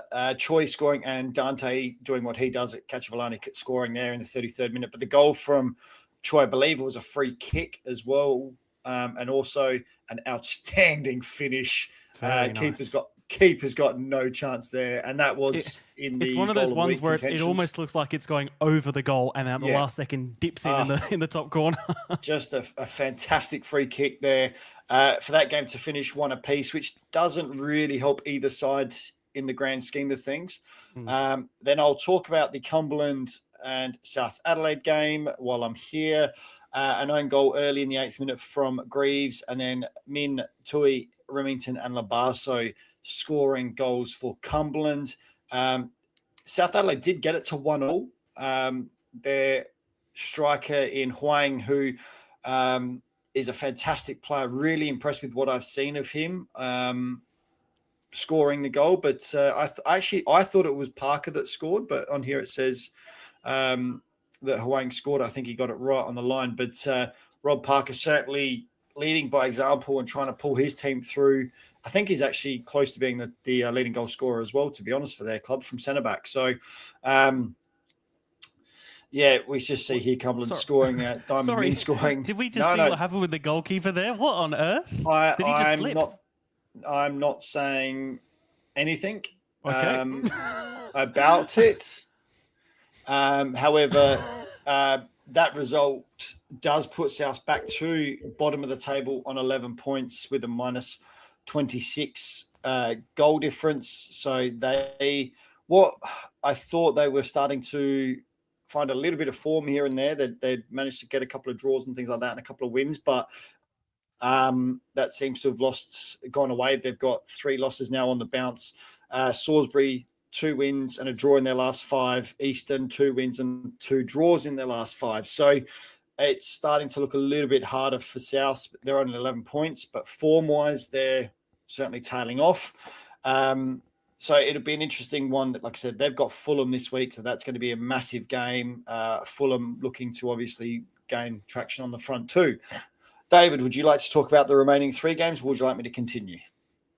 I can't remember what the remaining 3 games are, but from my notes, you've covered the Luke Fusco. I've got a note here about Luke Fusco. He's a bit of a player to watch. Ali Aquil's another informed striker just now in State League 1. The other thing I was just going to mention is that Eastern United are a bit of an informed side as well. They haven't lost a game in their last 4. Now, they are sitting down towards the nether regions of State League 1. They're 10th. 10th at the moment, Yeah. So they're 10th. They've got 15 points. They're 4 points clear of Salisbury United in 11th and South Adelaide in 12th, but a 4-point gap. But they haven't lost in the last 4, 2 draws and 2 wins. And it's a tight competition, which brings me around to my third point I was going to raise. There still is only 4 points separating the top 6 sides. Adelaide Croatia Raiders in 28 points in top spot. Down to Adelaide Blue Eagles in 6th spot on 24 points. There's only 4 points separating those top 6 sides in State League 1, so still a very tight competition. But Eastern United, keep your eye on them. If they can string a couple of wins together and get themselves out of the bottom, I've got a feeling they might sneak into finals. I mean, there's only 7 games to go for some of them. There's a bit of a disparity between the number of games that some of these teams have got left to play. Blue Eagles have only played 14, and Cove have only played 14. And Jets have played Modbury 13. Jets have only played. Yeah, Modbury Jets have only played 13. So there's a bit of disparity between games in hand and so on. So keep your eye on that. But just very tight in those top 6 spots. It is very tight in those top 6 spots, as you mentioned there, David. And when you look at that table, you go, okay, Raiders are currently sitting top, Olympic second, but I believe Raiders have sat top at one stage of the season. Adelaide Atletico now down to 4th with 2 losses in their last 2 games, are now down, like I said, down to 4th. Modbury, who were top at the table at one stage only a few weeks ago, are now sitting are now sitting in 5th, and they've lost 3 of their last 5. Blue Eagles haven't actually gotten anywhere above 6 at this stage and are starting to get there. But you look at then Cove were sitting top at one stage. They've now lost 4 in their last 5. And Cobras, who had an unbelievable start and won their first 4 games, I think it was, or won their first 5, straight, haven't won a game since, I don't think, and are sitting in 9th. 20 of such a tough league. 20 of the 14 teams in that league have been top at one stage in this league in this year. 20 of the 12. So I can say South certainly haven't been top, and Salisbury certainly haven't been top. That's for sure. No, I don't think Easton have been top either, but everyone else has. I think everyone else almost has been. Yeah. So, but that's what it does. A couple of wins or a couple of bad results can really affect where you move in this league, and it is still quite tight. Like I said, first to 7th, 28 points in first. Cumberland on 22 points in 7th, and Covey on 20 points. So it's not a massive gap when you think about it.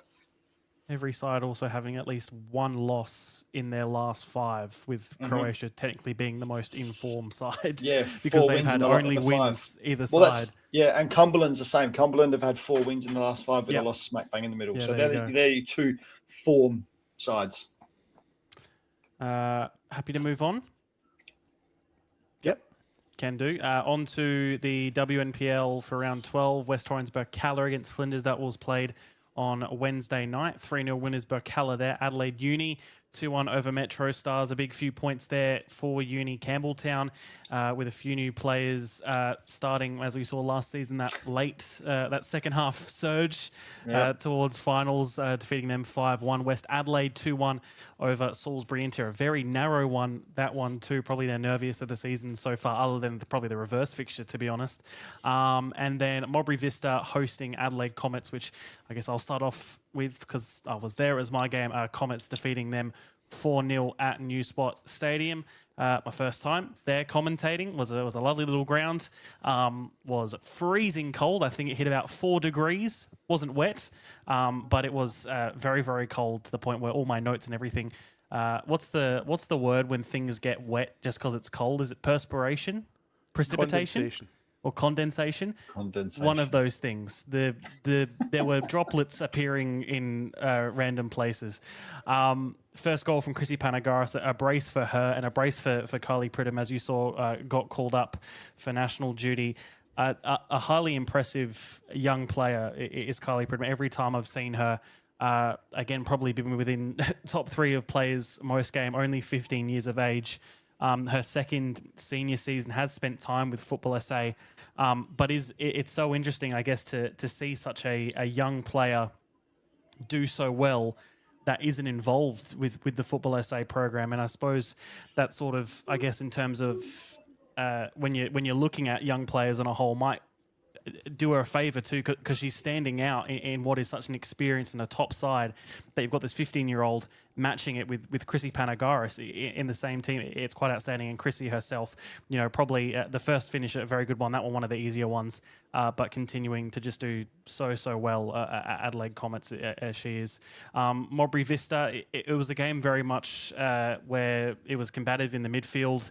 Attacking battles and defensive battles was Comets almost every single time, but the midfield was where Vista had most of their chances, just trying to hold the ball and make something out. Mondiri was doing such hard work. She was in defensive midfield at times, having to track back, not having to, but felt like she just had to do the work, and she was hard working that whole match. But Comets just too better for them on that night. And yeah, for the first time there was a nice experience.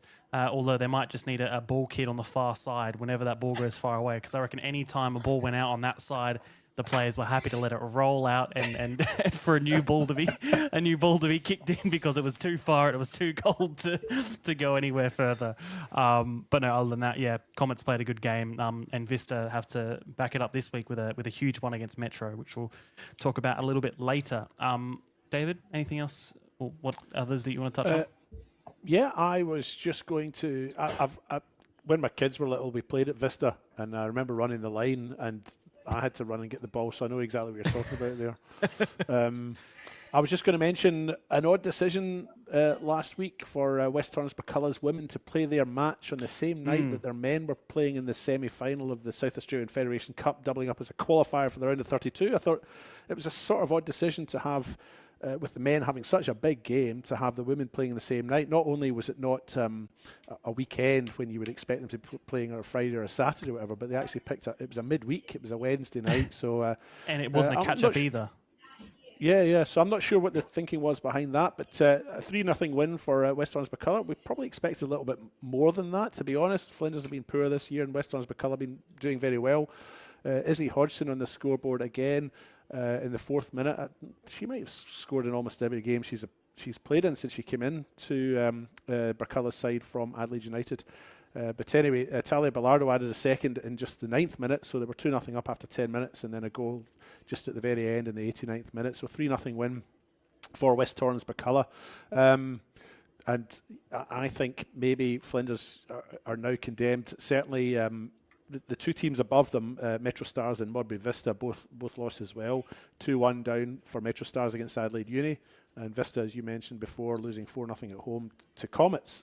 But there is now an 8-point gap between Flinders and Vista in 8th, and a 5-point gap between Flinders and MetroStars in 9th. But crucially this weekend, MetroStars play Vista. And one thinks if MetroStars were to win that and they were to end up on the 9 points with Modbury, I think that probably condemns Flinders United to relegation. If Modbury win it, I think Flinders probably still have a chance. But I think if MetroStars can win that one at the weekend, Flinders are done and dusted, to be honest. The only other game I was just going to touch on was, as you mentioned earlier on, was the Campbelltown game, a 5-1 win for them against Football South Australia. I still call them NTC. Chelsea Dauber scoring 2, Amelia Rakiki getting 1. The American import, Gable, I can't remember her first name, unfortunately. Lydia. That's the one. And Stella Wieszczarek scoring the goals for Campbelltown. And Ruby King scoring NTC's Football SA's goal in reply in the 54th minute. So a big win for Campbelltown. And as you mentioned earlier on, Seb, they started slowly last year. They did the same this year. And then it comes to this sort of point in the season where they've got 6 games to go before final start. And that little surge starts, So Campbelltown, they've got West Adelaide this weekend. That's a big game. That's one to keep your eye on. So it'll be interesting to see what happens in that one. But that's all I've got for you in the WNPL. Well, the last one we didn't mention. Sorry, Mark, you go. No, you go on. I just wanted to come back to two points after you go on. Okay. West Adelaide playing out an extremely tight one with Salisbury Inter at Kilburn. Again, a place they've never lost. West Adelaide haven't lost full stop for nearly 2.5 years or something now. But they went down. I can't think, again, it would be another stat to add that I can't think of too many times where they've conceded first at Kilburn, West Adelaide, but it was Cote Rojas with a great finish, continuing some great recent form she's had for Inter this season. And by all accounts, a very cagey affair. They came back from behind, but again, probably other than that opposite Salisbury Inter game where they played it at Jeps Cross earlier in the season, where even that one was decided by the slightest of margins. It was something like a foul that was or wasn't a foul. I can't remember exactly what it was, but it was some sort of controversy. And you can see by the reaction of this goal, everybody's flooding forward because of how much it means. And of course, with a team as good as they are, they won't want this unbeaten record to slip this year. So you can see what it means to them. And sometimes people may question the desire of a side who, hardly concede, hardly lose ever. But it's results like these where I think you can definitely see them. They always work hard for these two. And for Salisbury Inter, I think if this comes to be a grand final match at the end of the year, I think it deserves to be. And I think it would be a great spectacle if it is these two, due to the two matches they've already played this season in the league, being just outstanding footballing matches anyway. So, yeah, a close one for them, but they remain 12 games, I was saying undefeated, but they've won 12 games in a row. I can't think of a word better than undefeated. Invincible. Yeah, invincible. Yeah, you know that word too well. I do know it. But I also think Bacala might have something to say to you said there about if the league finishes as it does with Bacala in second, I think Berks will be little disappointed that you didn't consider them for finals. However, sorry, let me rephrase. No, keep going, Mark. Keep going, Mark. No, let me keep rephrase going, Mark. You're doing well. Don't let him interrupt you. Keep going, it's Mark. More so, I think I watched the West Adelaide and Burkalla game earlier on in the season. I think it was a 3-0. Yeah. I know exactly what you wasn't mean. Close. I know It was just what more you so mean. that if we've had two great fixtures between West Adelaide and Inter, and I I think know if we were exactly to what you get mean. a third, I was just saying that to be a bastard, Yes. really. The two things, the 2 points I wanted to make was one was on young Kylie Pridham, in the fact that yes, she's not in the football state team, so to speak. However, I think she's learning from a team, but also a player that she could take a lot from in Chrissy Panagaris, and also Willoughby, who's been obviously around the game a long time as well. So I think she's not in that state squad, but I think she's probably learning a lot more in a team like Comets, playing alongside someone like Chrissy, who's been there, done that, and has come out the other side. So so that was one point. And the other point, we're talking about the Burkalla game being on the Wednesday night. I actually think I may know why, because Mitch, the coach, who we've had on this show, he is currently in Valencia with his academy. So I'm wondering, so he's missing this week's game. So I'm wondering if he wouldn't miss 2 games, or he'd miss less games if they move that game to the Wednesday night, so he could still be here for the Wednesday night game, because I think he only just flew out a few days ago. So I'm wondering if that's part of the reason why. Surely do just Tuesday then, no? Don't know. Well, he's got his academy on Tuesday night. So his academy runs through the Tuesday night. So I'm wondering if that's why. I could be completely wrong, but I'm just wondering if that's part of the reason. All right. With WMPL covered, we'll go on to our cup game. Mark, me and you, West Torrens, Burkalla, and Beergrad. Beergrad coming out 3-0 winners, and normally I'd do the cup game after, but I think it makes more sense in this instance in a chronological order, where we talk about this game and then and then David can talk about the other game after. Yes. Beergrad 3-0 winners, 2 goals within a minute of each other. Pretty wild stuff, really. Yeah, look, the game was good to watch. I thought Burkalla had the better of the football at times leading up to those 2 goals, but I think the 2 goals so quickly really hampered Burkalla. I think that really sort of changed the game for them. I don't think FK Beergrad controlled the game for any length of time, but I think that those 2 goals really just made it very difficult for Burkalla. Burkalla were missing players that I think would have could have played a big impact, and even Adrian Deloyer said the same thing when they were missing the likes of Alan Welsh. I think it was Brodie Everett's first start either of this season or ever, I think. Yeah, they were missing Zoe Sakani. So they Tyrese Conway. So they were missing players. But again, you can only beat what's in front of you. FK Beergrad came into the game with a game plan. They executed it. And like I said, I think I felt the first goal was probably against the run of play just ever so slightly was probably against the run of play. But again, 2 goals that quick really, really put FK Beergrad in such a great position. And to be honest, I thought after that they controlled the game in the fact that they didn't allow Burkalla too much involvement. They didn't allow them too many shots. Their game management after those 2 goals, I thought, was excellent. And that's effectively what won them the game in the end, was those 2 quick-fire goals and their game management. No, absolutely. Fairly correct assessment of it. With that, we'll go right on to the men's MPL. Sturt Lions 6-0 winners over Para Hills, Adelaide United and Adelaide Comets playing out a 1-1 draw. Playford City 4-1 over Campbelltown City. West Adelaide and Croydon playing out a 5-5 draw. Ridiculous. Adelaide City 3-0 over MetroStars. And we'll go right back to FK Beergrad and Burkalla. 2-0, David, but in the league. Yes, so I was on this one, and it finished 2-0 for arguably the underdog, certainly the team that's sitting lower down the ladder. West Torrens Burkalla started the weekend top of the table, and FK Beergrad down in 5th or maybe even 6th spot as before we started the match. Excuse me.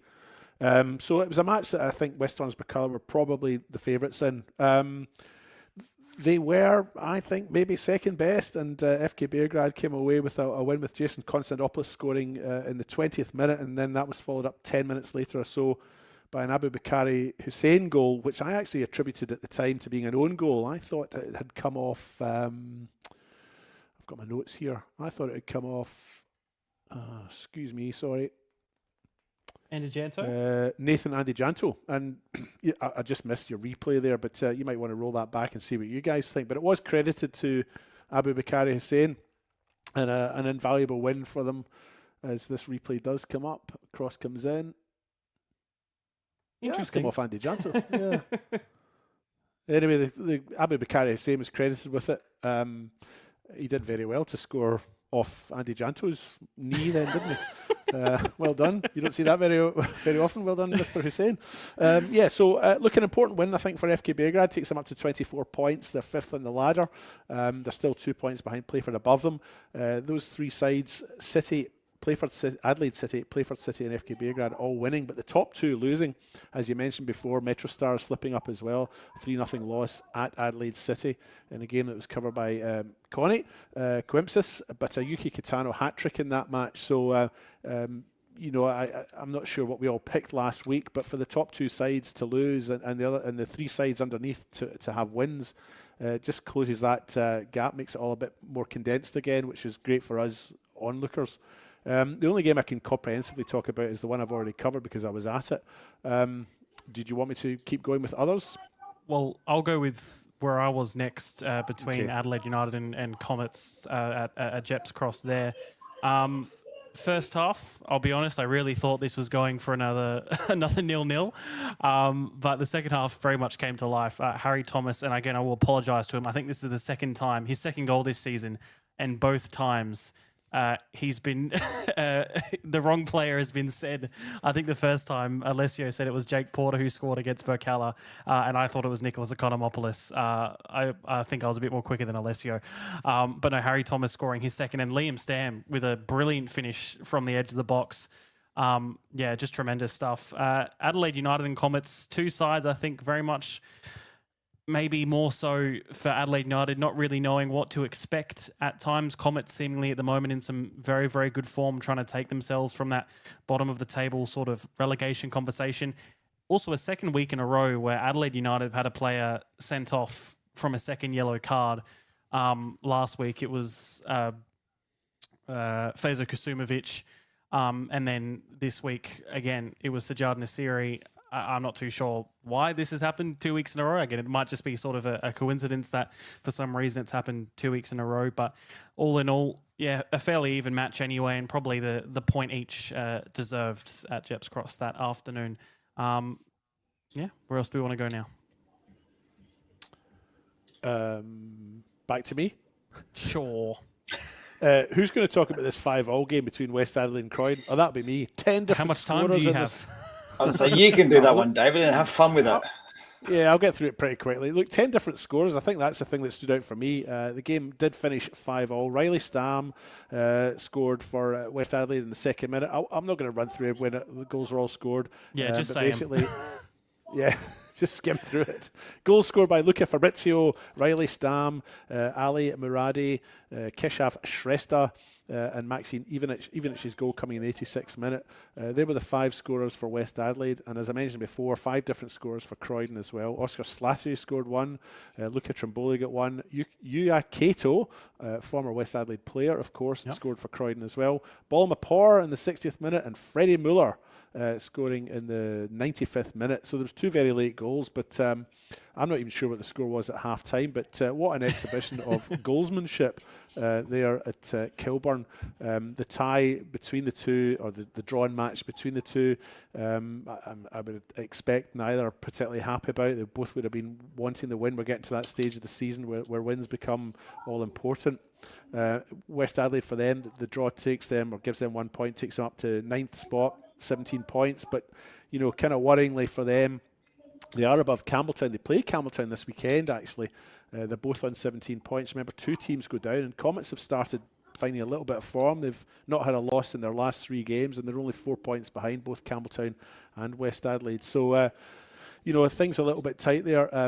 for Croydon, they're sitting on 21 points in 6 spots, so they're just inside that top 6. But they'll be disappointed they didn't get more out of it and get themselves just a little bit more of a gap between themselves and Adelaide United's youth team sitting in 7th. Who else does that leave us to talk about? That was just quickly. It was 4-1 West Adelaide at half time. Yeah, I remember because I was commentating. My game was being played not concurrently. Mine was a slightly later kickoff, and you're referring to you're trying to give scores update while you're doing commentary. And and then at one stage the little clip thing on the screen had the scores the wrong way around as well. Yeah, they did. Yeah. So I was doing because it was live during my game, so I kept saying that Croydon were they're parroting West Adelaide at the moment. Wow, this is crazy. It was the other way around. Yeah, it was like at one stage I was saying Croydon are 4-1 up, and then a minute later I'm going West Adelaide are now 4-1 up. So swings and roundabouts in that game, folks. Yeah, so goals getting taken away, goals being added. Yeah, West Adelaide have just had 3 goals taken off them. They're back down to 1. Yeah, so an extraordinary match, and for all the 0-0s we've had, it was good that we got a game where there was a lot of goals, even though none of us were on that one. I'll jump across to Sturt and Para Hills if you like. Sturt coming away with a 6-0 win over Para Hills. Another loss, unfortunately, for Para Hills, which does leave them rooted to the bottom of the table. However, a bit of a caveat on the game in that Siani was sent off in the 18th minute. So they played with over nearly 3/4 of the game with 10 men, which is always difficult. Goal scorers, Moroni getting on the score sheet, which doesn't happen too often. Rogers with 2, and one of his goals was an overhead kick that's now in goal of the week. And here is the sending off for a high boot. Did catch, it looked like Diamantis that he caught. And you could see straight away he didn't mean anything by it. There was no malice. He was going for the ball. And, I think you could almost see when he went in to put in the boot that he did sort of hesitate slightly because he knew what was coming. He kind of saw it and went, it was already too far gone. This isn't going to be good. Rogers scoring 2 and Diamantis also scoring 2 for Sturt. So Sturt with a very important win for them. They also lost their first-string keeper just here in that second goal there in Fusco. I don't know the extent of it, but I wouldn't be surprised if it was an ACL or an MCL injury, just the way he buckled under that knee. So I was going to say, from your perspective, Mark, from a goalkeeper's, what do you think? Is it that he's committed to one way and then the last second has decided that it's going the other way, I need to go, but because of that quick thinking, he just hasn't been able to move his feet quick enough? Also, the fact that it looked like one boot got caught and one slid as he's tried to change direction. And if he has done it, it would be the second ACL in a matter of, I think, a month on that pitch. Because if he's done his reserve keeper in Sturt's reserve keeper up until that round, he did his ACL in the warm up, and that's bugging me now because I can see his face, and Kavanagh, that's it, Josh Cav. He did it in the warm up, but at that end where that goal just went in, actually. So it would be the second ACL in just a matter of maybe a month or so. So a little disappointing there. So hopefully it's nothing serious, but you could see straight away. But Sturt really does help them in terms of their relegation fight, to be honest, because that does push them up into 8th on 18 points, 1 point ahead of West Adelaide, 1 point ahead against Campbelltown. And I can talk about the last game as well, if you like, which was the Campbelltown Playford game. Playford coming away with the 4-1 win. Braden French, Christos Panendes, McGregor, and Dan Ryan getting on the score sheet. Ryan's goal was quite an impressive finish, to be honest. And as was Christos, the way he managed to crane his neck to get to the header. Jordan O'Doherty scoring 1 for Campbelltown. That did make it 1-1, but that scoreline only lasted 2 minutes. And then Christos Panendes did get the goal, the second goal. So it does leave Campbelltown in a precarious position, to be honest, in the table. They're now sitting 10th. Only going into this weekend, equal with West Adelaide, who they play. Yes, exactly right. So they're only 4 points ahead of Comets. So West Adelaide and Campbelltown both would really be looking to get a win, which will really help them fight off that Yeah. relegation battle, to be honest. But they're both looking over their shoulder at the moment in West Adelaide and Campbelltown. Neither side in particularly great form. West Adelaide 2 wins, 2 losses, and a draw in their last 5. Campbelltown 3 losses and 2 wins. So neither in spectacular form. So they both do need the win. But yeah, like I said, both currently looking over their shoulders. And like I said, Sturt win last weekend was a really big win for them, especially with the teams that they've got this week. Para Hills up against Metro, Adelaide Comets up against Adelaide City, Campbelltown a massive game against West Adelaide. So we could see some interesting things after this weekend. Absolutely. And that's the way we like it, Mark. We like seeing interesting things. Absolutely. Oh, definitely. It leaves us with something to watch the following week and gives us something to talk about this week. Exactly. Doesn't leave us with talking nonsense for however long we go for. That's it. All the games. Can I just say something? Just add Yes, something of course. just at the end there? I should say no one time. If Comets lose to City this week, I would say the winner of West Adelaide and Campbelltown won't get relegated. There you go. Ooh, big claims. You heard it here first. He loves a big claim halfway through That's the the big season. You had claim. it last year with Campbelltown Women. Is this your big midway season? No, not really. I just think if Comets lose, they're on 13 points. And I think the winner of West Adelaide and Campbelltown then goes to 20 points. They've got a 7-point buffer from the relegation zone, and I think having played 16 games by that point, I think they're probably safe. Whoever wins, as long as Comets lose, I think whoever wins West Adelaide and Campbelltown's game is probably safe from relegation. Interesting stuff. All right, we'll go on to our predictions, but before that as well, our World Cup tipping competition, David, giving us a quick update on that, of course, as we head into starting tomorrow, I think, is tomorrow. when we restart. You've got to do your tips tonight. Yeah, so put folks, your tips in tonight for it. I don't want to know anymore because I started off really well and now I'm just really poor, so I don't really care anymore. I got confused with the whole what's it called? The buffer. Margin. Yeah, the I don't margin. get it. And That's only I one have game though, Seb. That's Yeah. only one game. No, so no it says excuses. 11 So you next can't to it say now, I'm not so I doing don't know very what well I've because done. I got confused with that. It's So only that one means you game got in the buffer wrong by that many points over the 2 rounds, over the 2 games that Right. they've chosen. I still don't get it, but okay. It's just, I'll explain it's it just off a goal air. difference. Okay. Yeah. Goodness me. Okay, so if you are participating in the one World Cup game at a time footy tipping competition, well done. Thanks for being involved. There are 25 of us in there. 27. 27. Someone just joined. There you go. So number 1, top of the table, Desmond Kai, whoever you are, well done. You have 31 points. There's 4 people tied for second at Delap Dance, Pee-wee's mum, JT Drogba, and Seb O'Neill. They're the 4 players who are tied in second spot. Then there's me, Big Rab, Chris Reekman, Lucas Congo, Mohammed Zaman, and I won't go through the whole list. I'm looking for London. North London is red. I'm in Where have they ended up? 13th. 13th 13th spot at the for you, moment. Mark. Yep. Well done. So Seb But is I've got a good goal representing. difference. Yeah. So Seb is representing us. Seb is currently 5th. David is currently 6th. And Mark, you are currently 13th. So, and at bottom of the table, someone called Sab Ball, just above them, Penton and Chef Brad. So they're holding everybody else up. So there's your World Cup. Now, if you are participating, tonight is the last time to get your tips in ahead of the 3rd round of matches because they all start their 3rd games tomorrow morning. So if you've forgotten, then log on tonight and get your tips in. And yes, we will give you an if update. on the Desmond scores Kai, next week. Delap Dance, Pee-wee's mum, those guys that were, as you mentioned, if you can all forget, that would be fantastic. Allow us, maybe some of us mid-table guys to catch you.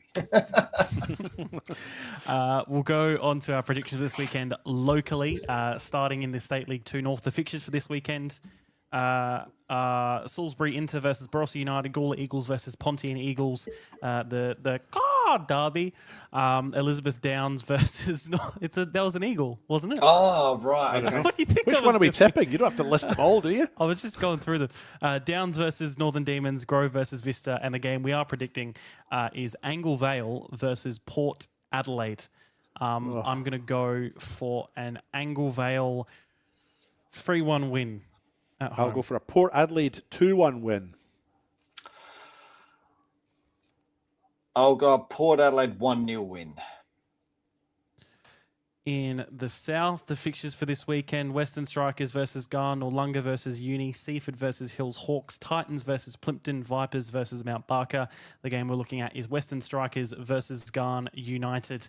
I'm going to go for a Garn 2-1 win away from home.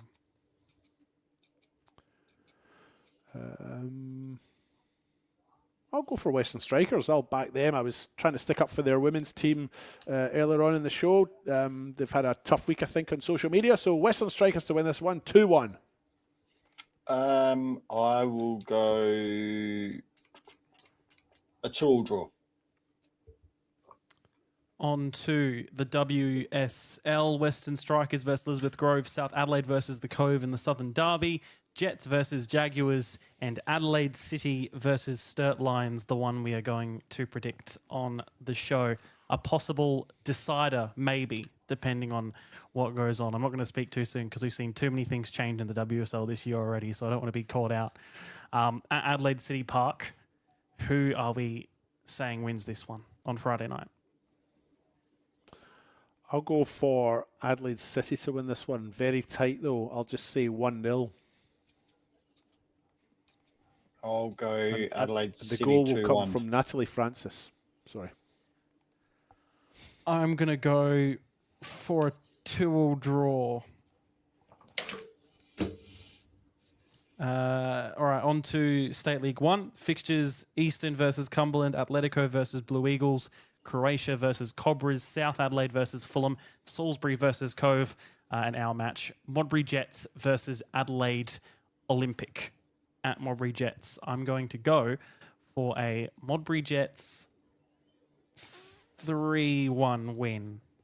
I'm going to go for an Adelaide Olympic 3-2 win. Olympic 2-1. WMPL fixtures are Salisbury Inter versus Adelaide University, Metro versus Vista, Campbelltown versus West Adelaide. Flinders and Football SA is this round, but that match is not going to be played until Monday, the 3rd of August. I don't know why, but it's been moved back for whatever reason. So I think that literally it's the last. It will be their second to last match of the season for Flinders and Football SA. So that will be played later. The match we're looking at is Adelaide Comets versus West Torrens Burkalla. Your match, I believe, or one of your matches this weekend, I believe, David, too. Yes, I'm doing the double header on Friday night, so yes, I will be at this one. I'm going to go for a 3-2 Comets win. I might go for a Comets win as well. Actually, in this one, I'll go 2-1. I'll go 2-1 Burkalla. And in the men's NPL, finally, Croydon versus Adelaide United, Burkalla versus Sturt, Comets versus City, Para Hills versus Metro, Playford versus Beergrad, and Campbelltown versus West Adelaide is our match to look at. Equal on points, trying to jump each other, trying to put one in a possible relegation conversation, one trying to possibly put themselves in a maybe like last chance finals situation. Also, conveniently, it's my game too. How good. At Campbelltown at Steve Woodcock Sports Centre, I'm going to go for West Adelaide to win 4-3 because West Adelaide love goals in their matches, either conceded or for. I'm going to go for a draw in this one. I'll go 3-3. I'm going to go Campbelltown 3-2.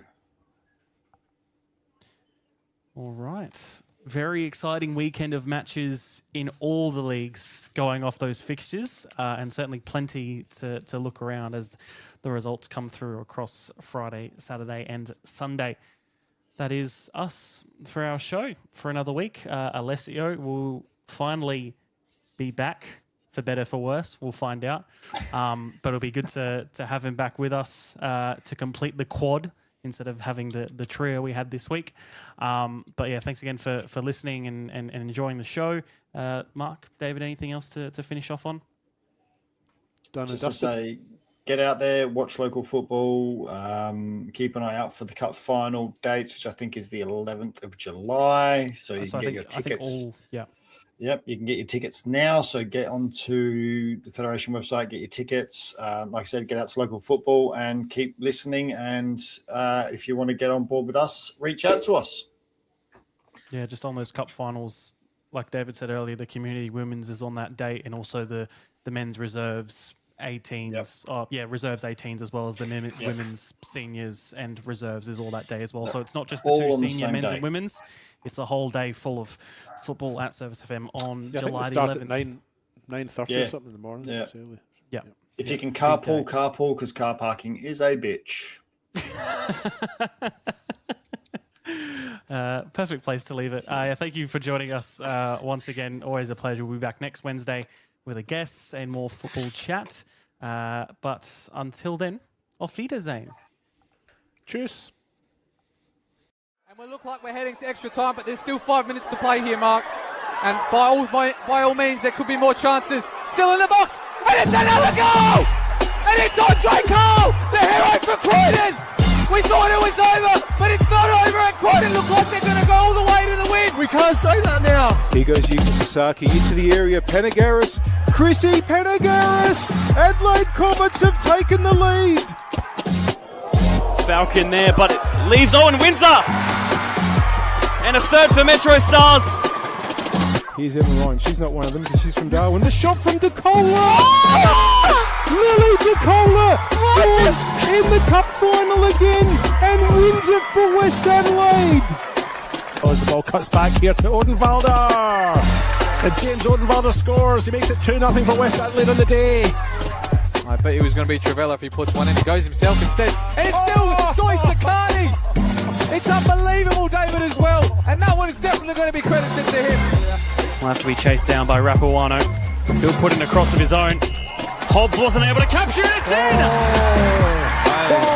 It's not the one that seals that Atletico promotion. I got the skills to make the girls sing, and the geezers too. Yeah, we're doing this thing.